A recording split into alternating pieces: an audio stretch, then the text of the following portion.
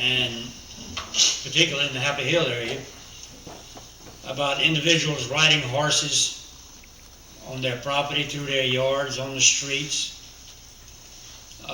One elderly lady approached me approximately 3 weeks ago and said the guy was riding a horse through her yard, left a mess in her yard. She said, I'm too old to clean this, and the city won't come clean it. So who's going to clean it?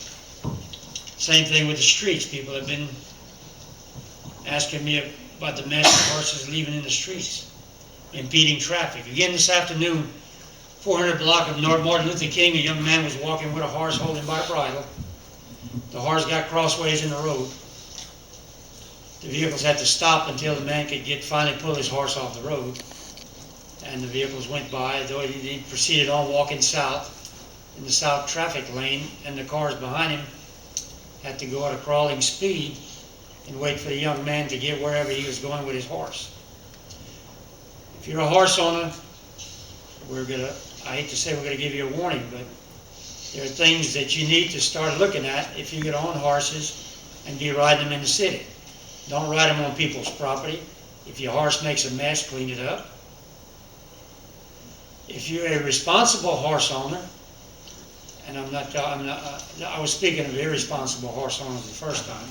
If you're a responsible horse owner and you see this happening, speak to the people that are doing this. Because if we have to get into writing an ordinance, it's going to affect all of you. Not only the irresponsible horse owners, that's going to affect the guy that's got 2 horses pinned up in 100 feet by 100 feet pen. Opelousas is now writing an ordinance, or considering it, and they're requiring an acre of land per horse.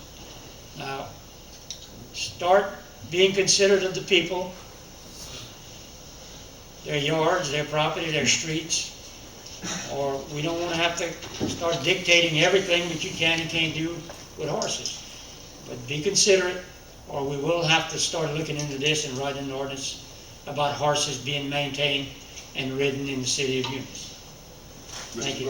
Mr. Burson.